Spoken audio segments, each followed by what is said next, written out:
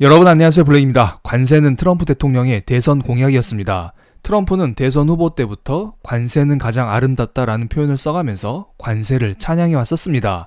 그리고 실제로 당선이 되자 여기저기 관세를 때리고 다녔었죠. 그런데 여기까지는 별 타격이 없었는데요. 4월 둘째 날 전 세계를 대상으로 상호 관세를 부과하면서 시장이 삐그덕거리기 시작했습니다. 여기 패널에 노란색으로 음영침 부분에 써있는 수치를 보면 대부분 20%가 넘어갑니다. 사람들의 예상보다 훨씬 더 큰 규모의 관세가 일괄적으로 부과되었던 것입니다. 이것은 S&P 500 지수 일봉 차트인데요. 상호 관세 부과 이전부터 증시가 꺾이기 시작한 것은 맞습니다만 본격적으로 하락한 것은 상호 관세를 부과하면서부터 시작되었습니다. 그리고 그 이후 트럼프가 상호 관세를 90일 유예시킨다는 발표를 했음에도 불구하고 중국과의 관세 전쟁은 여전히 진행 중이기 때문에 증시가 좀처럼 반등을 주지 못하고 있고요. 그리고 유예시켜준 관세가 언제든지 부활할 가능성도 있기 때문에 이러한 불안감이 증시에 반영되어 있는 것 같습니다.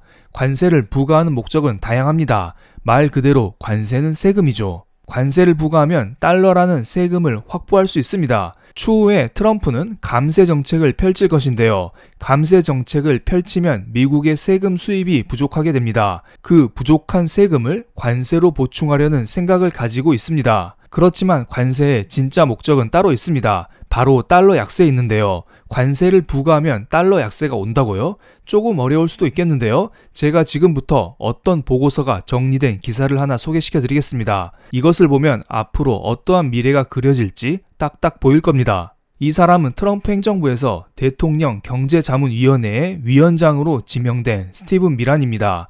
베센트 재무장관처럼 앞에서 활동하는 사람이 아니라 뒤에서 전략을 짜는 사람이라고 보시면 됩니다.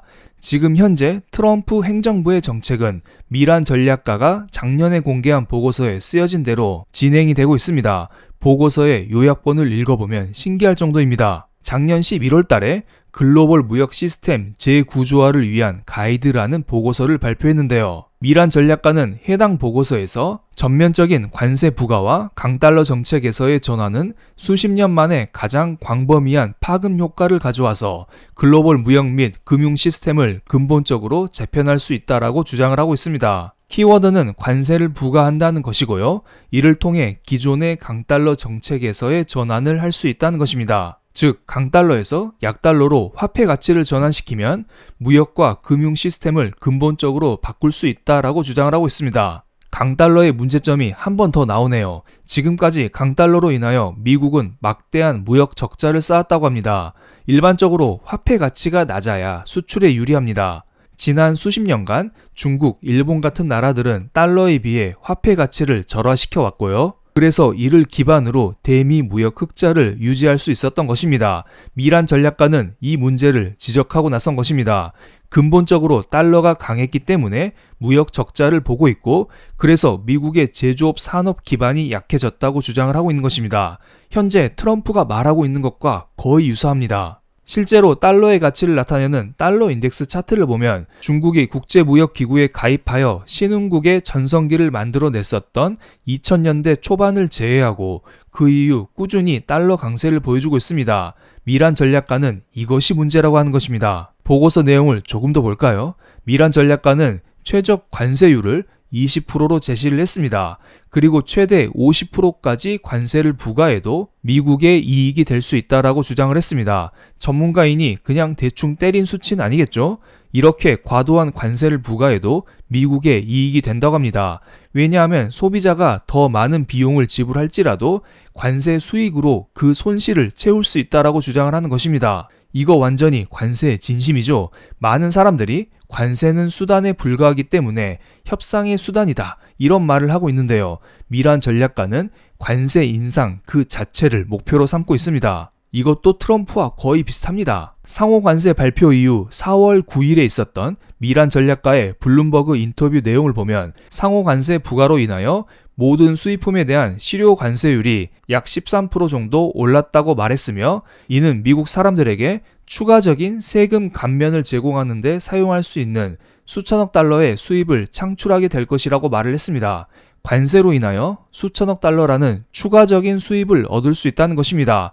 미국이 국채 이자로 매년 1조 달러 이상을 내고 있는데요. 관세만으로도 국채 이자의 상당 부분을 메꿀 수 있다는 것입니다. 미란 전략가는 상대 국가의 보복 관세 부과에 대해서도 대응책을 써놨습니다. 보복 관세를 부과하는 국가에 대해서는 해당 국가에 대한 방위 공약이 덜 구속적이거나 신뢰할 수 없는 것으로 간주한다고 선언할 수 있다고 합니다. 쉽게 말하면 보복 관세를 부과하면 더 이상 미군을 동원해서 너네들 지켜주지 않을 거야, 이런 말을 하는 것입니다. 미국은 한국, 일본, 유럽 국가들에게 여러 형태로 군사적인 도움을 주고 있는데요. 만약에 이런 나라들이 보복 관세를 부과하게 되면 이러한 방위 공약을 이행하지 않을 수 있다는 것입니다.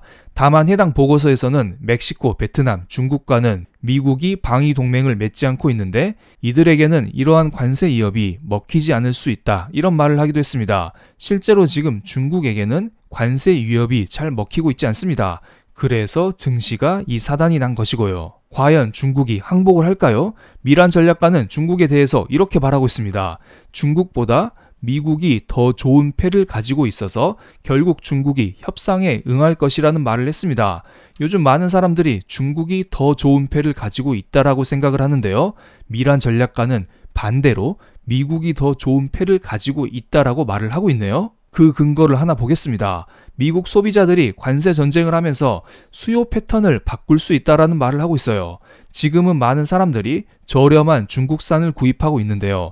관세 전쟁이 시작되면 미국 소비자들이 이러한 수요 패턴을 바꿔서 미국을 더 잘 대해주는 나라의 물건을 더 많이 살 수 있다고 합니다. 이런 변화의 흐름에 수긍하여 미국 소비자들이 부담을 감수할 수도 있다고 하는데요.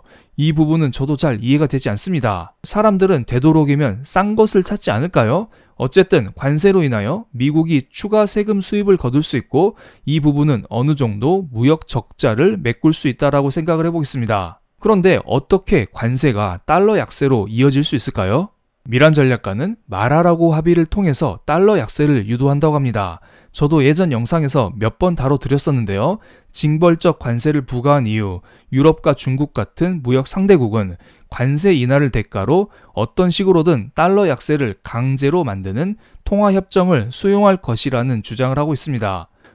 지금 중국의 분위기를 봐서는 그렇지 않을 것 같은데요. 과거의 미국이 독보적인 강대국이었기 때문에 1985년 플라자 합의를 통하여 그때 당시 강제적인 달러 약세, 강제적인 엔 강세가 가능했었는데요. 요즘 중국이 하는 행동을 보면 순순히 이에 응하지는 않을 것 같다는 생각이 듭니다.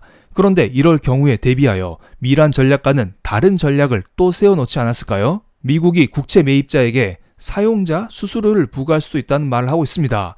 미국의 국채는 전 세계적으로 유명한 안전자산입니다. 그래서 많은 사람들이 자산을 파킹해 놓을 수 있는 수단으로서 미국 국채를 매입하곤 합니다. 그런데 이 과정에서 달러에 대한 수요가 늘어나면서 달러 강세가 유발되죠. 이는 달러 약세를 만들고자 하는 트럼프 입장에서는 짜증날 수도 있는 요인입니다. 그래서 미국 국채를 사고 싶으면 일정한 세금을 내고 사라는 것입니다. 그런데 과연 국채에게만 해당이 될까요? 아마 주식에도 같은 규정을 적용할 수 있습니다. 서학 개미들이 미국 주식을 많이 사고 있는데요. 여기에 대해서도 수수료를 부과할 수도 있습니다. 그렇다면 미국 주식과 채권에 대한 수요가 줄어들 수 있고 달러에 대한 수요 역시 줄어들 수가 있겠죠. 그런데 이것을 아셔야 됩니다. 해당 보고서는 미국 주식이 한참 좋았을 때인 작년 11월 달에 나온 것입니다. 그런데 보고서 발표 이후 현재 주가는 폭락했고 국채 가격도 많이 떨어진 상황입니다. 그래서 이것을 시행할 수 있을지는 잘 모르겠지만 지금까지 트럼프가 미란이 발표한 보고서대로 행동했기 때문에 이런 것을 감안하면 수수료를 부과할 가능성도 어느 정도 염두에 둬야겠습니다. 그렇게 되면 증시는 추가적인 하락을 겪을 수도 있다는 생각이 듭니다. 물론 이것은 하나의 시나리오에 불과합니다. 무조건 증시가 폭락한다, 이런 생각은 하지 마시고요.